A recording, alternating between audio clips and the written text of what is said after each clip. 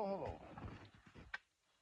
I'm going to try to make a little video here today, sort of a little series of videos, because I don't have the ability to edit various clips into one video here. I'm not very technically advanced on my phone here. So I'm out in the woods here at my logging camp.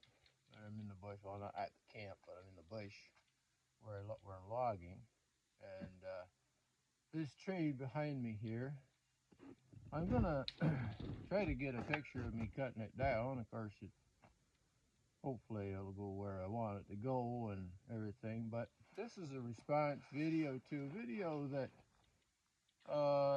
Working Horses with Jim put out maybe a year ago. I don't know.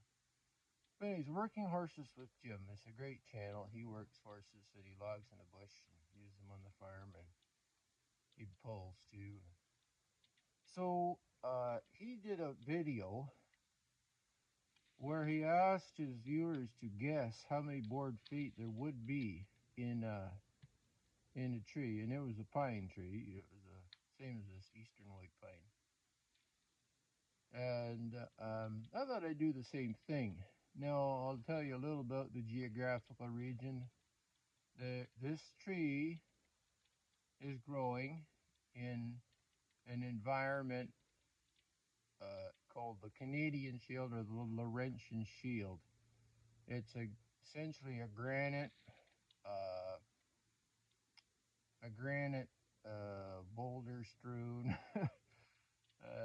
part of Ontario that covers half of the province practically, and it's a very sandy soil, very highly mineral based soil, very poor soil, but the white pines seem to do fairly well here, and although they don't grow near as well as they would in a somewhat more southerly climate on better soil. Obviously, like where I live, down where my farm is,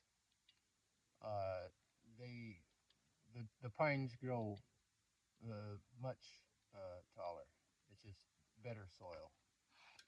So what I'm gonna do is I'm gonna give you every benefit I can here. These are my tree calipers. So these are, I don't know whether you can see them here. I'll get the scale over there. You can see those numbers. This is a homemade tree caliper. This is how I measure the trunk.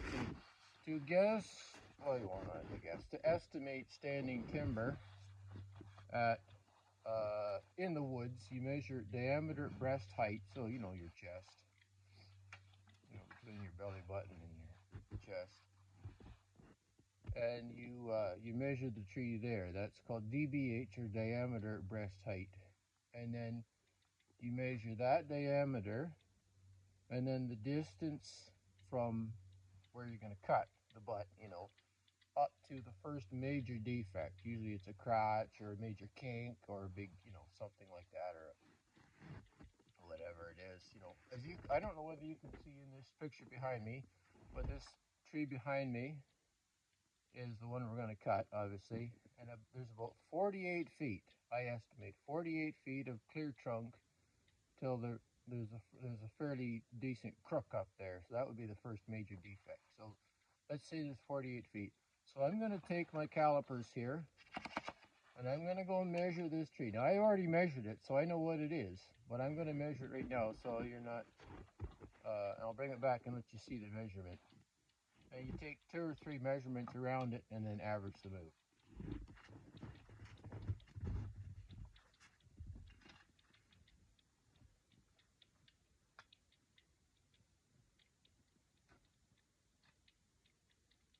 $31.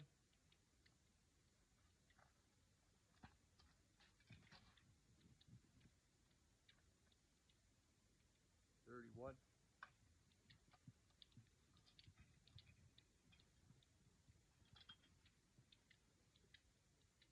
31.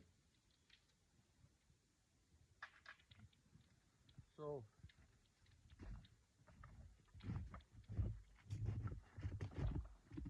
This tree, I don't know if you can read that. That's 31 inches DBH, 48 feet to the first defect. So I'm just going to set my calipers aside so I don't drop the tree on them. Put them there.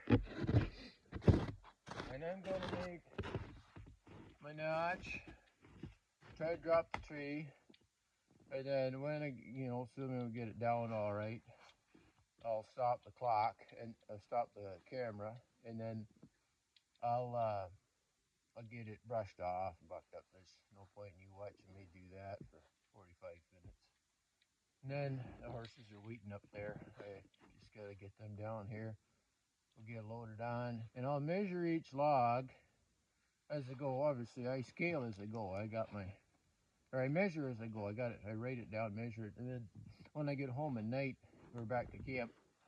I got my a chart, and I scale it by board feet, and I scale it by tonnage, so I know how many tons I've hauled out in a day, how many thousand board feet or whatever. So I'll cut it down, and then once I get it down, I'll shut the camera off, and I'll get it brushed off and marked out and bucked up, and then I'll try to get a picture of me loading and hauling out a load. And some of these logs, I can only get one log, it'll fit on the sleigh, because it's so big. So here we go. We're going to try to get this cut.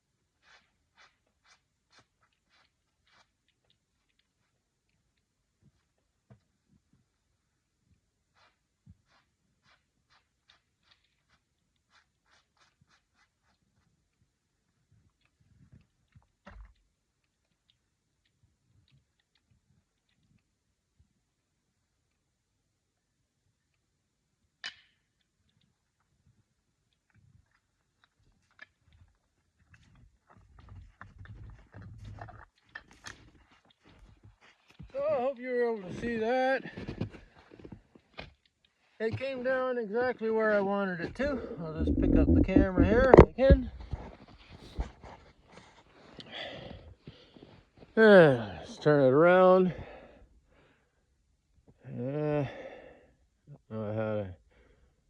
Anyways, here we go. Over here, there's the trunk. Basically,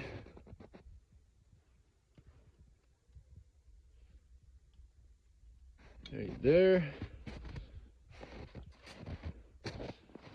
Here's the stump, if you can see it. Let me get my tape measure out here, see what we got. This way the stump is not the biggest tree. I don't know, you can see that, about 40 inches that way. 39, 40 that way. So, yeah. Frozen wood. Frozen right solid, right to the middle, frozen. We've had about minus negative 30s some nights. Negative 20s is quite mild today. So I'm going to sign off now. And I'll get this cut up and I'll measure it all up. And I'd like to get your best guesses on how many board feet and how many tons, how many pounds. There's charts available online easily. You can figure this out, even though with a timber scale. I will make another video at the end with the tally, and we'll see if anybody guesses, who guesses the closest in terms of how many board feet. Again, it was 31 inches DBH and 48 feet to the first major defect. So you can go make your calculations based on that, and I'd be interested. Now, I don't think working horses with Jim, I don't think he would watch my channel. He's a busy guy, and I don't think he'd be interested in what I'm doing here. I'm Canadian, and there's a few border issues between our two countries at the moment. I don't understand why things have to be the way they are, but anyways, I'm gonna get this brushed off, bucked up, and geared out to the landing, and then I can get on with the next thing, another tree. Take care. Bye.